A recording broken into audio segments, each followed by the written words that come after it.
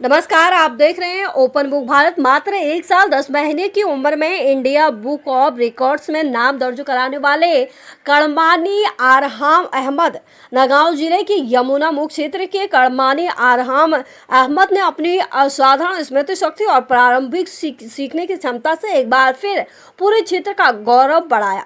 नगांव जिले के यमुना मुख क्षेत्र के कड़मानी आरहाम अहमद ने मात्र 1 वर्ष 8-10 माह की उम्र में भारत की प्रसिद्ध रिकॉर्ड संस्था इंडिया बुक ऑफ रिकॉर्ड्स में राष्ट्रीय रिकॉर्ड स्थापित कर एक अनूठी उपलब्धि हासिल की।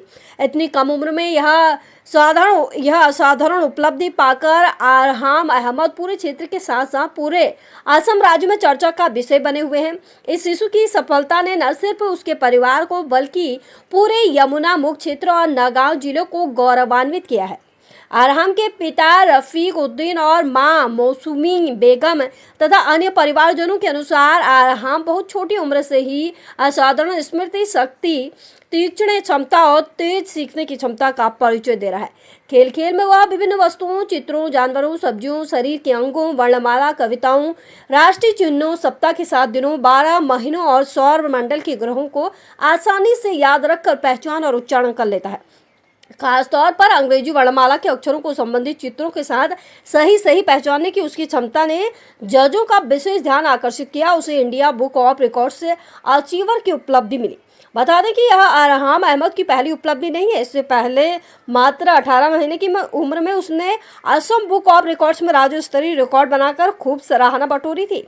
इस असाधारण प्रतिभा के लिए विभिन्न संगठनों और लोगों की ओर से शिशु आरहाम अहमद को बधाई और शुभकामनाएं दी जा रही हैं। रिपोर्ट कचुआ से खैरुल इस्लाम की खास रिपोर्ट। मैं बहुत सुखी जे मोर लरा एनेक करिছে मात्र आरम्भহে হৈছে।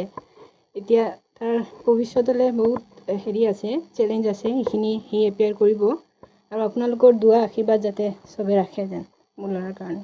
ধন্যবাদ। ভাল লাগিছে। অশেষ ধন্যবাদ জনালোঁ। ইমান ব্যস্ততা, ইমান ডাঙৰ এৰিয়া থকাৰ পিছতো সময়মতে দাদা আপোনালোক আহি আৰহামৰ ওচৰত উপস্থিত হৈছে। শলাগ লৈছোঁ, ধন্যবাদ জনাইছোঁ, কৃতজ্ঞতা জ্ঞাপন কৰিলোঁ। আৰহাম আহমেদ যেতিয়া 18 মাহ বয়স আছিলে তেতিয়া তেখেতক আমি আসাম বুক অফ ৰেকৰ্ডৰ অধীনতে ইণ্টাৰভিউ এপিয়াৰ কৰাইছিলোঁ আৰু পৰ্যায়ক্ৰমে তেখেতে সেই ইণ্টাৰভিউ কোৱালিফাই কৰি আসাম বুক অফ ৰেকৰ্ডৰ অধীনত ষ্টেট ৰেকৰ্ড কৰিবলৈ সক্ষম হৈছিল।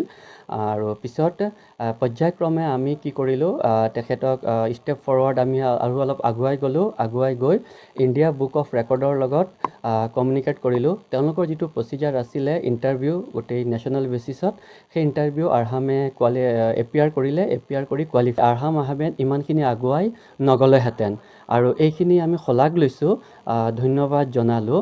আৰু আপোনালোকৰ এই সহায় সহযোগিতাৰ কাৰণেহে আমি অলপ উৎসাহ পাইছিলোঁ আৰু কিছু দিহা পৰামৰ্শ দিছিলে, বিশেষকৈ ৰূপজ্যোতি দাদা, জাবেদ দাদা, দীপজ্যোতি দাদা, মইনুদ্দিন দাদা আৰু গুলজাৰ দাদা বিভিন্ন দিশত সহযোগ কৰিছিল আৰু মাজে মাজে আমাক ফোন কৰি পেলাই বিভিন্ন সহায় আগবঢ়াইছিল, পৰামৰ্শ দিছিল আৰু হয়।